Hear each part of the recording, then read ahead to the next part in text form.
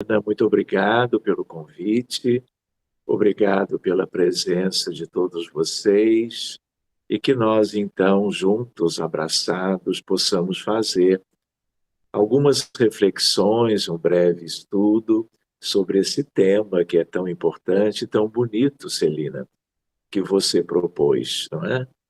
Queria agradecer muito também a Margarete, que foi a pessoa que nos fez podermos nos conhecer, podermos nos encontrar, nos tornarmos amigos, e isso é motivo, viu, Margarete, de muita gratidão.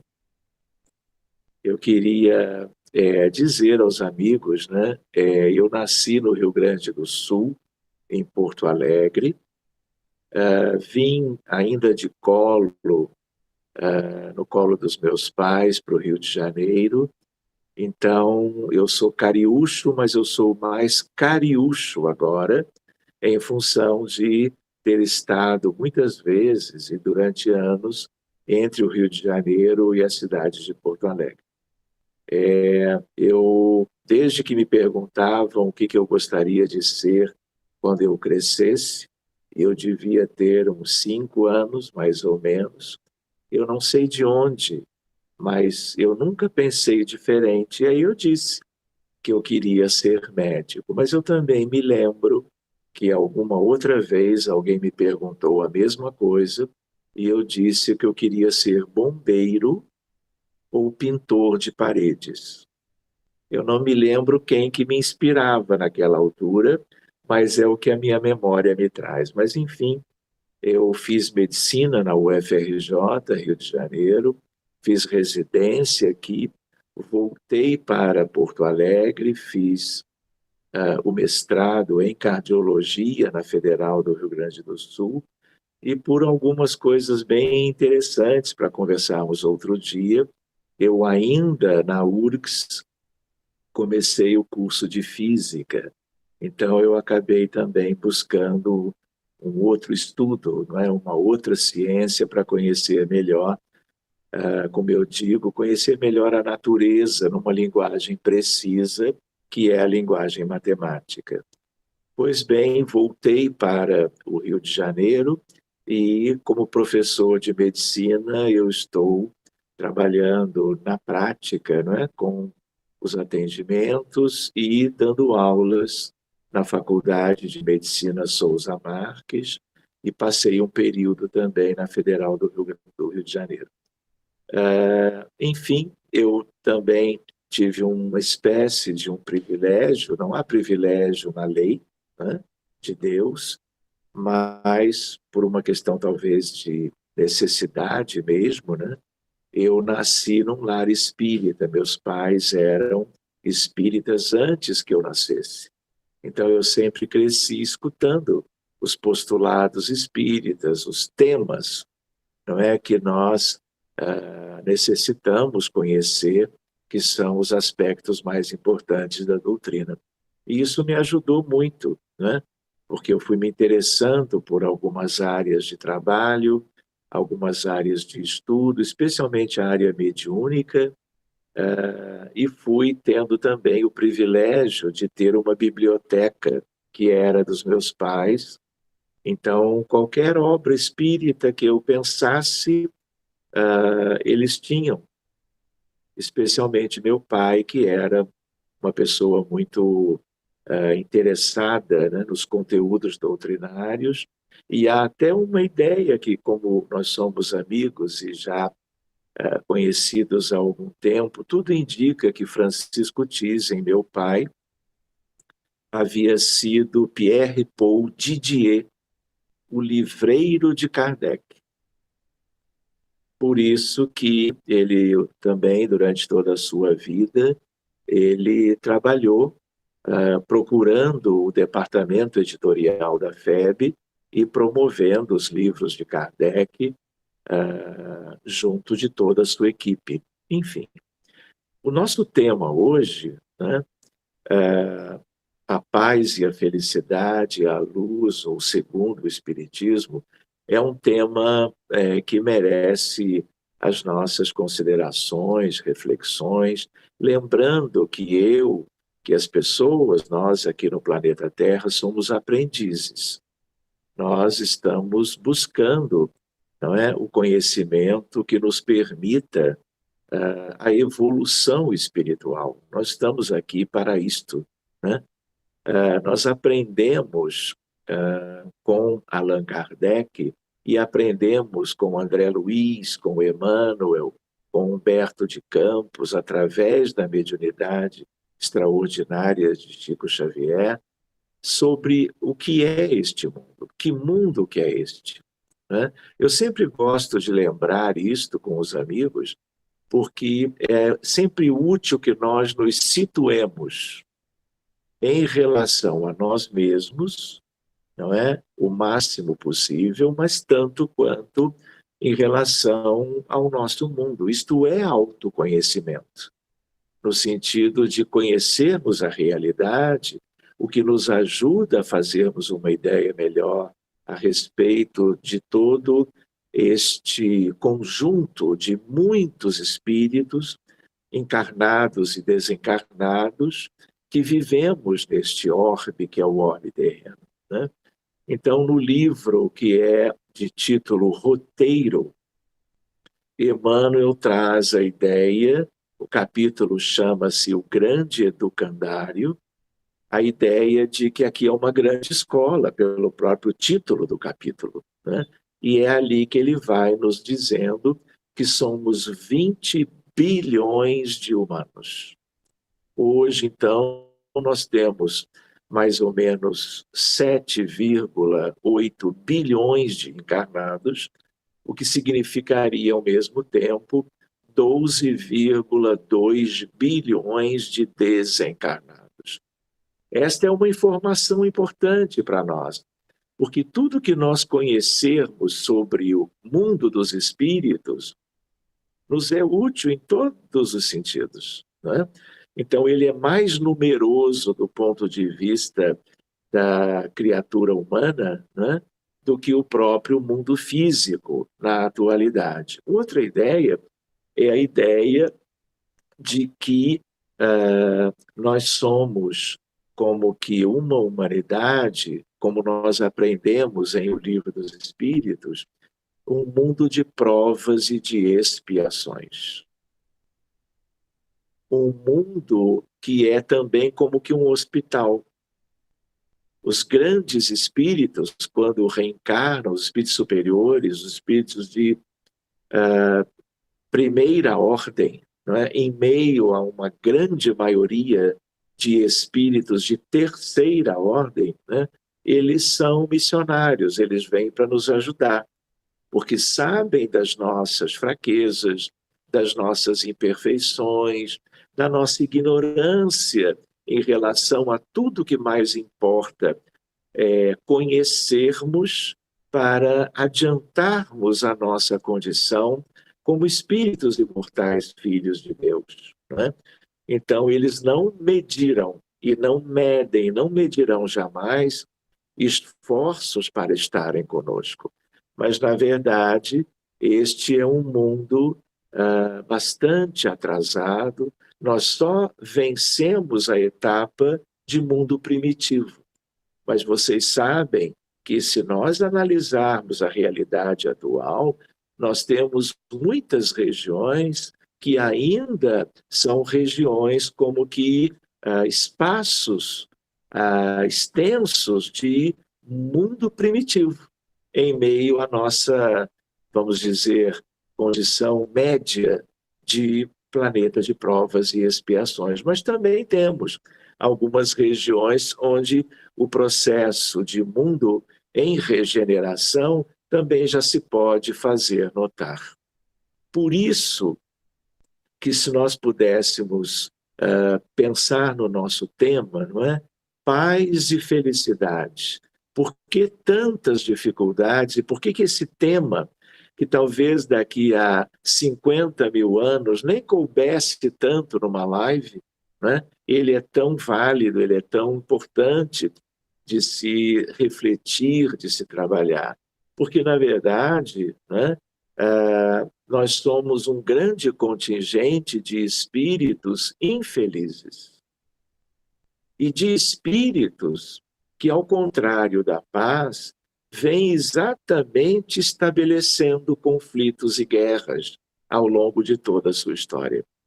Então, falar de paz e felicidade é falar da nossa meta, é falar do que nós todos desejamos para nós, para as nossas famílias, para as instituições, as comunidades, a sociedade, para o mundo inteiro.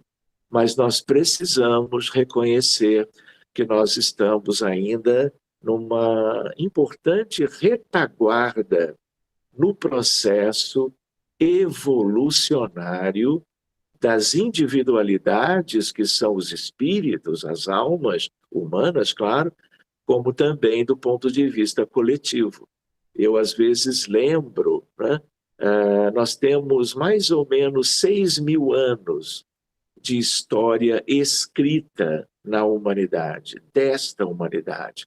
Claro que a nossa história humana é muito mais longa, não é? Acredita-se que os capelinos tenham vindo, não é, num processo de transmigração de 40 a 100 mil anos atrás, fora o que existia antes, né? Então, vale lembrar que nós, então, estamos com uma história devidamente anotada, né? E com todos esses milênios, nós nunca tivemos, pensando no orbe terreno como um todo, nós nunca tivemos 100 anos de paz. Isto reflete muito a importância do tema, né? E, ao mesmo tempo, a ideia de quem somos nós. Nós hoje estamos aqui, algumas pessoas amigas, né? Em meio ao movimento espírita no Brasil, na Alemanha, representando um pouquinho o cenário do movimento espírita no mundo, mas se nós pensarmos bem, há muito sofrimento, há muitas dificuldades para se compreender as verdadeiras razões e o sentido da própria vida. E vale dizer que, como nós somos espíritas, né, continuando com aquela ideia de que não existem privilégios, não é? Se nós compararmos, não é, a aridez, não é, o deserto das consciências, não é, o deserto consciencial de povos e mais povos ao longo da história, sobre espiritualidade, religiosidade, as leis de Deus, não é? Que essas expressões da filosofia, da ética, da própria religião procuram nos trazer, nós entendemos as dificuldades humanas, né? Em relação a valores, em relação às conquistas morais. E, nesse sentido, o Espiritismo tem sido para nós todos, e será eternamente, né, enquanto ele for como que o mais importante caminho para nos mostrar os aspectos que nós devemos buscar para sermos felizes, né, nós entendemos que o Espiritismo nos dá aquilo que nós precisamos para acelerarmos o processo de conquista, tanto da paz como da felicidade, que às vezes parecem duas coisas separadas, não é? Mas todos os que têm paz são felizes. Todos os que são felizes de verdade são pacíficos, são pacificadores, usufruem de uma paz. E eu nem me refiro a uma paz dos homens, não é? A uma assinatura de um tratado, de um armistício qualquer. Eu me refiro ao que Jesus queria, não é, nos dizer a respeito do significado de uma palavra que é linda, ao mesmo tempo ela é tão pequenina em língua portuguesa, com 3 letrinhas, mas ela é de um significado que permitiria que nós pudéssemos estudar algo mais a respeito disso, até por um tempo um pouquinho mais longo, né? Então, quando nós pensamos sobre que mundo é este, nós nos situamos nele. Nós sabemos que cada um está nele por alguma razão, por um conjunto de razões pessoais, que são as nossas necessidades evolutivas, não é? Então, tudo isto é preciso que nós possamos trazer à luz do conhecimento espírita, se possível. Mas eu gostaria de lembrar, não é, que o espiritismo ele é o consolador prometido, como nós todos espíritas entendemos. Outras religiões, não é, monoteístas, inclusive, entendem que o consolador prometido é a deles. Mas nós temos este entendimento. Outra hora podemos falar sobre o que eu mencionei há pouco. Mas a ideia é de que, se nós formos estudar as três grandes revelações, nós vamos ver que as três falam dos mesmos conteúdos, em tempos diferentes, regiões mais ou menos diferentes, né? Mas com perspectiva histórica de abranger o mundo inteiro, ainda mais a doutrina espírita, que surgiu há 164 anos, numa época de possível capilaridade rápida do conhecimento. Mas nós entendemos como consolador, lembrando de Jesus. Então, para que nós também nos situemos um pouquinho em tudo isto, o Decálogo de Moisés é uma peça simples, altamente objetiva, e Moisés era como um médium de Jesus. Jesus estava com Moisés no Decálogo e em diversos outros momentos. Mas a primeira grande revelação, que é a mosaica, como se diz, ou mosaica, né? Traz Jesus, mas há 3.500 anos atrás. Depois, como a grande maioria não teve acesso, e se teve, não cumpriu, né? Os que cumpriram foram embora, e nós permanecemos. E aí, num projeto de imenso sacrifício pela humanidade, Jesus se corporifica na Terra, vem viver há 2.000 anos conosco, em meio a apóstolos, discípulos, aos 500 da Galileia, como informa Humberto de Campos no livro Boa Nova, e aí nós vamos ver que aí então ele exemplifica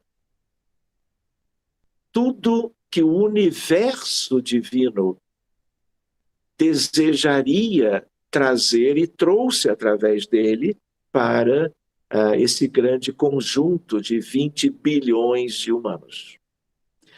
Então, além disto, Jesus, numa providência tão bonita, né, ele busca 4 apóstolos, que são os evangelistas Mateus, Marcos, Lucas e João, e aí se vale deles para deixar a sua mensagem, os seus conteúdos, a vida de Jesus, né, de forma devidamente eternizada, né, para os que viessem depois e conhecessem sobre tudo o que ele falaria, como disse naquela altura, para a cristandade do futuro. E da cristandade, com o advento da terceira grande revelação, para o mundo inteiro, sendo apenas isso uma questão de tempo. Então, nós poderíamos lembrar que a árvore do Evangelho, que vai sempre nos falando de tudo, e também de paz e de felicidade, no sentido profundo, no sentido mais substancial, para que seja definitivo, essa árvore, né, que nós aprendemos que ela seria transplantada para o Brasil e daria seus frutos, tem aí várias considerações. A raiz da árvore do Evangelho são os profetas do Antigo Testamento. incluindo Moisés e o Decálogo. O tronco da árvore é Jesus, que esteve e, de um certo modo, por todas as razões, está conosco. E a copa da árvore é o trabalho de Allan Kardec, dos espíritos da codificação, que, em essência, são missionários de Jesus retornando. Um ou outro, talvez também, tendo sido daqueles que estiveram pertinho de Jesus há 2000 anos. Então, esse aspecto emblemático, por assim dizer, da árvore do Evangelho é como que o símbolo de tudo aquilo que é o trabalho da luz, o trabalho de Deus, dos grandes espíritos, dos anjos, dos espíritos de primeira ordem, já há tantos incontáveis milênios, para que a Terra, os filhos mais rebeldes, porque é um aspecto para nós considerarmos, não é? A dificuldade que tivemos todo este tempo para assimilarmos toda a dedicação, e não apenas daqueles que se envolveram diretamente nos 3 grandes segmentos da árvore, mas aqueles que, no campo da filosofia, da religiosidade, espiritualidade, da crença, do credo, da própria ciência e da própria arte, da arte e da ciência, como que com matizes de elevação e de espiritualidade, procuraram nos trazer ao longo do tempo. Então, todos os que conseguiram superar, buscando como que uma iluminação interior, buscando como que aquilo que seria o atestado de que teriam assimilado essas verdades todas, eles souberam viver de acordo com tudo que lhes fora ensinado. Libertaram-se e foram para outros mundos, ou permanecem conosco por amor, para nos ajudarem a fazermos nós aquilo que eles fizeram adiante de nós. Então, o nosso tema tem muito a ver com isto, né? Porque se nós formos pensar bem, nós ainda não vivemos em paz, nós ainda não soubemos conquistar esta paz, nós ainda estamos vendo o mundo vivendo inúmeros conflitos e guerras. Enquanto nós estamos conversando sobre o tema desta noite, né, nós conseguimos enxergar em diversas nações, mas mais do que em regiões em si, muitas vezes conflitos nos lares, nas instituições, em departamentos menores, mas que o seu somatório compreende a sociedade, compreende a civilização atual, que ainda está vivendo o paradigma materialista, ainda está vivendo um modelo que é um modelo que nunca deu certo. Então, se nós pensarmos bem, não é? Uma das nossas principais lições a serem conquistadas, exemplificadas, exercidas, tem a ver com a ideia, não é, de nós deixarmos todas as questões dos chamados vícios humanos, que têm a ver com o materialismo. Quando eu digo vícios humanos, eu não me refiro à dependência química, não me refiro ao alcoolismo, ao abuso de uma série de substâncias que também são dificuldades do planeta Terra, estão em toda parte. Muitas vezes, independente de conquistas materiais, às vezes, exatamente nos países mais ricos, nós temos dramas imensos na sociedade por causa de problemas em relação ao abuso de substâncias. Eu me refiro à ideia de nós termos uma missão, termos uma incumbência, termos uma tarefa a favor de nós mesmos. E que quando nós conseguimos exercer, conseguimos realizá-la, né, nós vamos, por efeito de campo, nós vamos auxiliando a humanidade inteira, mudando a psicosfera, mudando a ambiência moral e espiritual. Então, nós aprendemos com Kardec, ele e os espíritos amigos da codificação foram muito claros. A ideia de que orgulho, egoísmo, vaidade, prepotência, indiferença, estas coisas geram um conjunto de experiências pessoais, mas que acarretam os mais sérios transtornos para a grande coletividade. Então, na medida em que cada um de nós nos mantivermos nesta retaguarda, não nos adiantarmos, não fizermos, vamos dizer assim, conscientemente, um esforço pessoal pela paz e por conquista de uma felicidade que está ao alcance de todos, né? Todos os espíritos que se adiantaram em relação a nós, eles são felizes e pacíficos. E aí vem a ideia de transformação pessoal, vem a ideia das virtudes.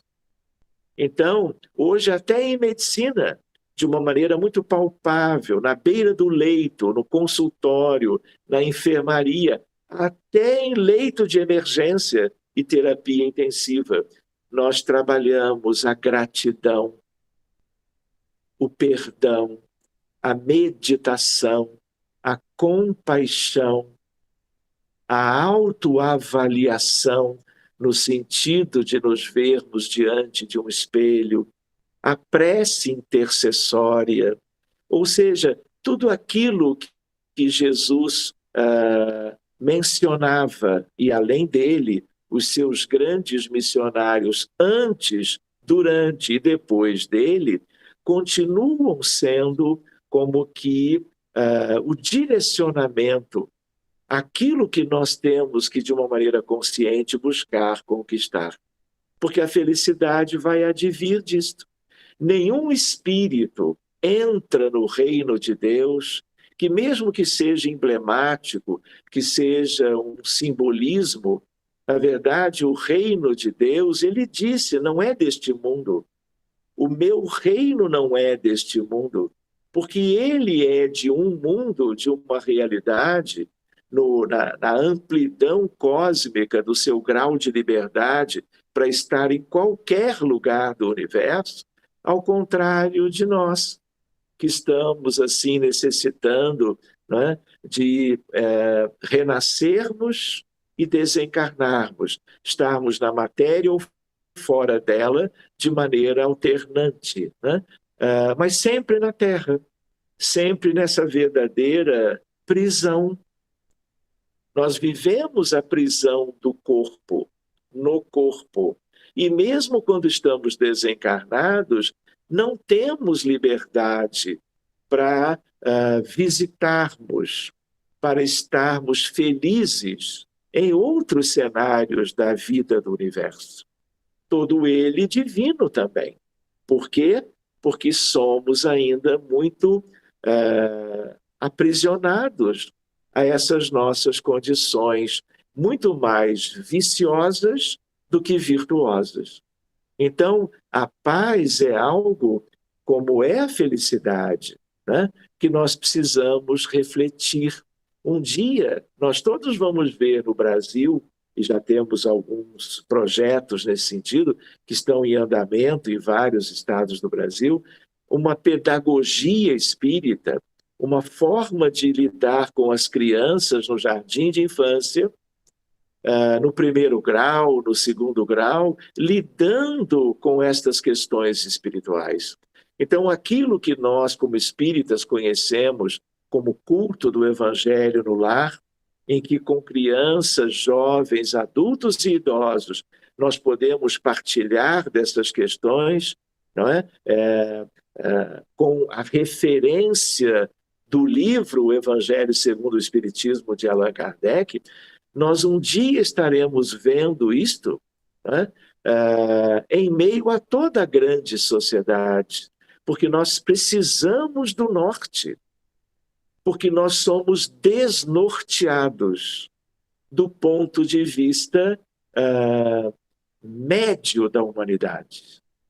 Porque nós somos um percentual ínfimo da população mundial, os espíritas no mundo. Então, outras religiões e filosofias nos ajudam a progredir, já nos ajudaram e continuarão ajudando.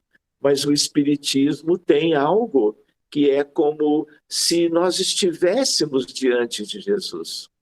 E ele nos dizendo, olha, esse é o caminho, esta é a finalidade, este é o sentido da própria vida.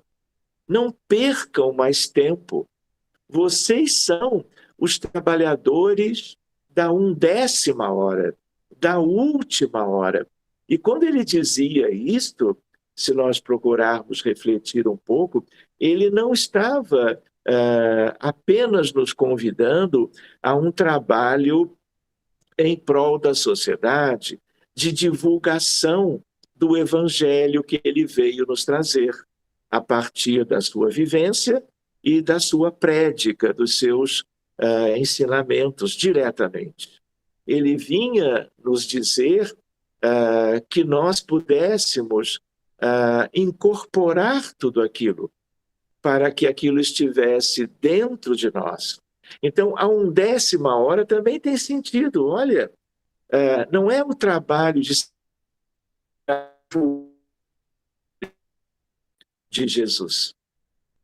Vocês imaginem, vamos dizer, o vazio que eles sentiram após a ascensão do Divino Mestre. Então havia como que um sentimento de que faltava a essência da vida sem Jesus ao lado. E Jesus sentira tudo isto. E numa certa altura, num momento tão lindo que Humberto de Campos nos traz, Jesus se materializa e se apresenta a 500 pessoas, 500 encarnados, idosos, paralíticos, doentes, pessoas de várias regiões, de Cafarnaum, da Idumeia, da Galileia, de Jerusalém, da Judéia e assim por diante, que se reuniram, porque eles iam como que conversar sobre Jesus. Eles iam se abraçar para como que fazerem juntos a lembrança do seu querido e divino amigo. E não é que Jesus se apresenta para eles e vai falando da vida futura, não só para eles nas encarnações que eles tinham, porque eles eram sensíveis. E como era Jesus e eles sensíveis, tudo que Jesus comentou com eles, eles guardaram e guardam até hoje. Foram eles, depois de 2000 anos para cá, os mais lindos expoentes das ciências, da filosofia, das religiões e crenças e das artes, que é a subdivisão do conhecimento. Nós hoje não dividimos o conhecimento em ciência, filosofia, arte e religiosidade. Os grandes missionários eram eles. Eu costumo chamá-los de espíritos solares, no sentido da luz, do bem, do amor, da paz e da felicidade, que eles carregam desde o encontro com Jesus até hoje. Então, eles estão por aí. Eles estão indo e vindo, no sentido de nascendo e morrendo, para que em missões ou tarefas, né, eles estejam, de um modo geral, procurando levar os ensinamentos de Jesus, às vezes sem dizerem uma só palavra, mas num olhar, num gesto, num serviço, numa escolha profissional, numa dedicação, e eles estão espalhados. Se eles não estão encarnados agora, alguma parte, a outra se prepara para vir. Então, eu gostaria de lembrar que Jesus também dizia que a felicidade não é deste mundo. Então, nós somos uma humanidade que até hoje temos buscado a felicidade justo onde ela não está, por uma limitação de compreendermos a realidade. Então, aqueles tais missionários, os 500 da Galileia, esse é o nome do capítulo, vale a sugestão, no livro Boa Nova, de Humberto de Campos. São eles que estão conosco. Eles estiveram com Allan Kardec. Eles continuam indo e vindo, procurando nos fazer entender sobre qual é o trabalho verdadeiro dos trabalhadores da última hora. É trabalho interno, é trabalho de renovação moral, é trabalho de substituirmos os vícios milenares que vêm lá de Sírios, de Capela, prevalecem na Terra até hoje em nós, para que nós, então, possamos, com essas virtudes, dentro de um processo de escolaridade moral, nos utilizando dos anos letivos de cada existência. A vida verdadeira não é eterna? Qual é o grau de envolvimento intelectual, consciencial, com o processo da nossa emancipação moral? Isso é que é muito variado. Por quê? Porque nós temos que falar muito mais sobre tudo isto. Nós temos que buscar compreender a vida daqueles que vêm falando de paz e felicidade, vêm mostrando o que é exatamente isto. E quando nós juntamos ao que Jesus dissera, a felicidade não é deste mundo, ele também dizia, não era nem nas entrelinhas. Ele dizia, olha, há o reino de Deus, o reino de meu Pai e a sua justiça. Façam o que vocês precisam fazer. Eu vim para ajudar, mas depende do que vocês fizerem. Mas tudo está aberto, tudo está à disposição. Nós estamos com a limitação de vermos apenas o mundo na Terra, a civilização que temos, junto, claro, da história da civilização humana. Mas vários mensageiros de Jesus e ele próprio não deixaram de nos dizer, olha, isso aqui é importante agora, é a escola para a obtenção de um grau de liberdade, de emancipação moral, para que com isto o universo de Deus esteja aberto. Então, a felicidade onde está? Não está nas pequenas questões do dia a dia.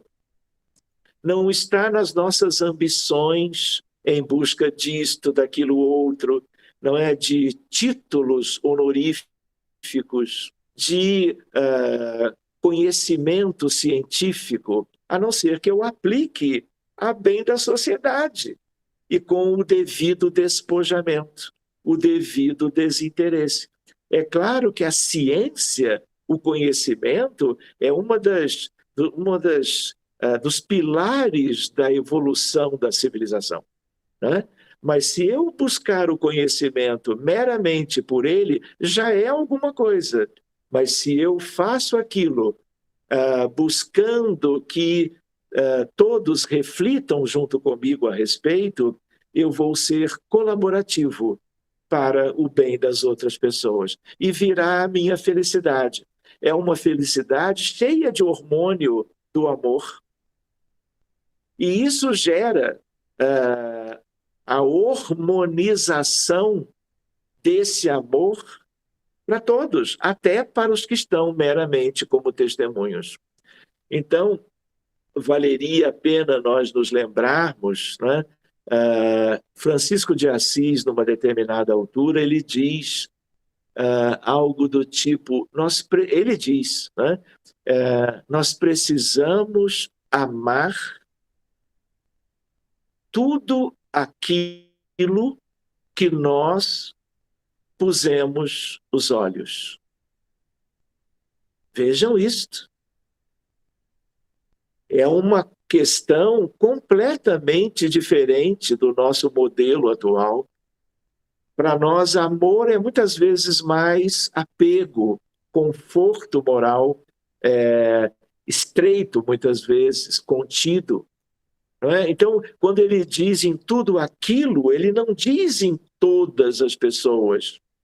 Já seria maravilhoso, não é? Eu amar os meus inimigos, eventuais desafetos, eventuais aqueles com quem eu tive uma dificuldade qualquer numa época de uma vida, de outra, de todas. Não é? Ele nos dá uma ideia da natureza, ele dá uma ideia do reino animal, da floresta, dos elementos pequenininhos até os grandes elementos. Ele nos fala do planeta inteiro. Ele nos ensina a amar as estrelas, a amar o universo, a considerar, vamos dizer, o Criador, e nesse respeito mais amplo, nós cuidarmos dentro de casa de todos aqueles que dividem conosco, numa primeira instância, a vida humana, como laboratório, escola para o nosso progresso, buscando a paz e a felicidade.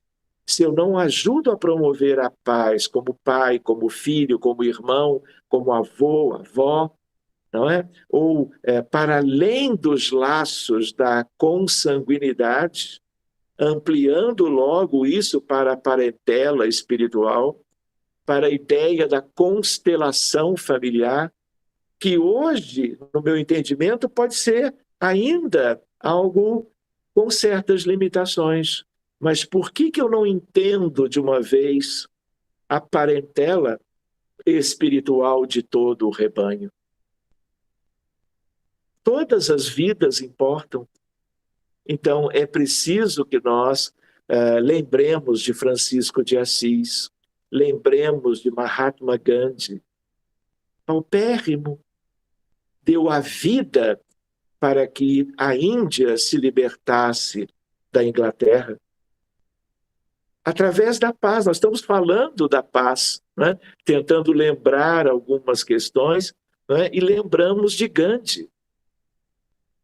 Lembrando de Madre Teresa de Calcutá, de Irmã Dulce, de Chico Xavier, de Allan Kardec, lembrando de pessoas lindas que estão nos dizendo, olha, eu estou mais perto do norte da bússola. Venham. Mesmo para aqueles que não se sentem cristãos, que têm origens em religiões lindas, outras monoteístas ou politeístas, tudo é bom. Todas as religiões, nas origens delas, nós temos Jesus. Todas.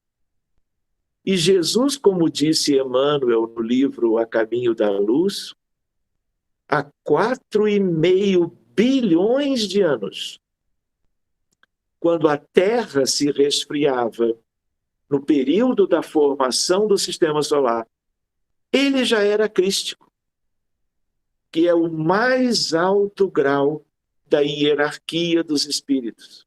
Se nos espíritos de primeira ordem nós temos os puros, os puríssimos, os cristos estão além disto. Ele gera a realidade toda do planeta por outorga divina. Então, essas considerações, meus amigos, elas são simples, mas nós precisamos adiantar o nosso processo. E quando eu digo nós, nós no sentido de cada um de nós, sim, mas lembrando que estamos entrelaçados a todos os demais. E que há uma lei da própria mecânica quântica que um determinado autor espírita, que é Manuel Filomeno de Miranda, faz uma analogia. Ele diz mais ou menos assim, isso é bem ligado a entrelaçamento quântico. Toda vez que qualquer um se eleva-se por virtude, realiza algo no seu dia a dia. Lembram da ocitocina, da neurobiologia do amor e etc., né? E da felicidade. E age através do amor e da caridade, né? Ele eleva-se de algum modo proporcional ao esforço que fez e ao bem praticado. Mas é inevitável, é divino isto. A humanidade toda sobe junto. Isso é lindo só de nós pensarmos. Nós não vamos notar a elevação no micro referencial quântico, mas ela sobe. E quanto mais fizerem do mesmo, mais a humanidade sobe ou eleva-se com mais rapidez e qualidade. Mas ele também diz, ele lembra, e a mecânica quântica junto, que toda vez que alguém age criminosamente contra as leis de Deus, e vejam a história das nossas guerras. E aí ele dá uma ideia, claro, toda vez que alguém contraria, não há retrogradação na lei, vocês sabem. Mas aí o que acontece?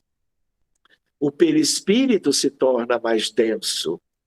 E o perispírito mais massivo, é uma expressão da física, o que acontece? O campo gravitacional atrai para baixo. E atrai o autor do crime, mas atrai junto a humanidade na mesma proporção. Infinitesimamente, mas traz para baixo. Então, é a reflexão interessante também no sentido, olha, promovamos a paz, sejamos felizes nos parâmetros que importam, não é? Abandonando a matéria que nos vela a visão, nos ilude até hoje, e que nós possamos, então, buscar aquilo que são as virtudes essenciais, não tanto para a nossa felicidade, mas sendo para a nossa, vai ser também para muitos outros. Ainda mais quando o trabalho é diretamente voltado para a ajuda dos demais. Então, meus amigos, nós temos ainda um longo caminho como aprendizes pela frente, né? Vale a pena lembrar a ideia de que Jesus também expressou muito claramente a importância da paz. Ele dizia da paz do mundo, que já é alguma coisa, mas ele também, como falava do reino de Deus, falava da verdadeira felicidade, também não deixou de dizer a respeito da verdadeira paz, no sentido de algo que deve ser buscado como uma meta fundamental, a paz do Cristo, e nem tanto a paz das formalidades, das assinaturas, não é, dos governantes, dos políticos, dos presidentes, dos primeiros ministros, e sim uma coisa que nada tem a ver com questões de assinaturas e demais textos devidamente arranjados. Meus amigos, essa é uma temática que nós gostamos muito, gostaria de lembrar, e fica como que o convite de nós folhearmos de novo o livro O Céu e o Inferno.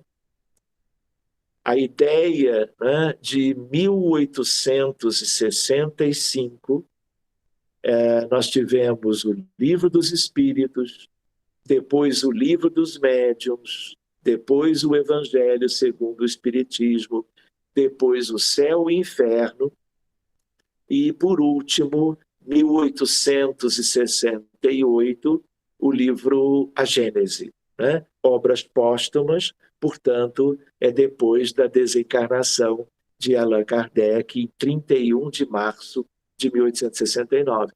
Então, nesta obra, nós vamos ver penas e recompensas, nós vamos ver a primeira ideia do que acontece depois da morte. O que é inferno, purgatório, céu?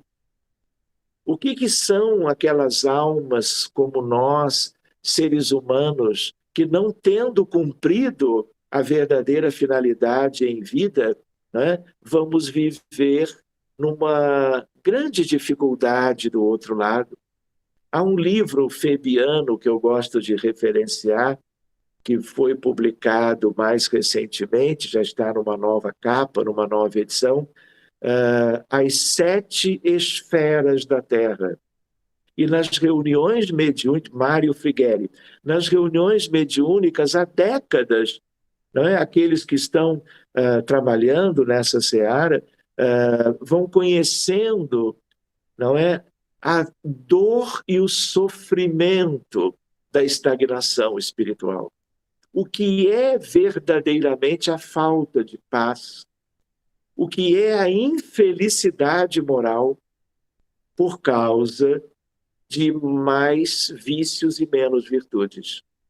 E aí nós vamos ver que até hoje as regiões umbralinas inferiores e as regiões de trevas, usando agora uma outra terminologia diferente daquela da codificação, essas esferas são ainda as mais populosas. Então, quando Jesus dizia que haverá gritos e ranger de dentes, nas reuniões mediúnicas com médiuns muito bem preparados, bem capacitados, muito estudiosos da doutrina espírita, nós vemos, entramos nesses domínios e ficamos dizendo e lembrando para nós mesmos, todo empenho devemos buscar para levar o conhecimento que Jesus trouxe. Nem tanto pela palavra, mas muito mais dentro das nossas pequeninas condições, pelo exemplo, pelo trabalho, pela conversa, pelo diálogo e assim por diante. Meus amigos, eu não estou olhando o relógio e às vezes eu vou falando e gostaria de ver agora, são 4h10, não é? Talvez seja o momento de nós pensarmos, né, em concluirmos este breve estudo sobre o tema que a nossa querida Celina escolheu para nós na noite de hoje.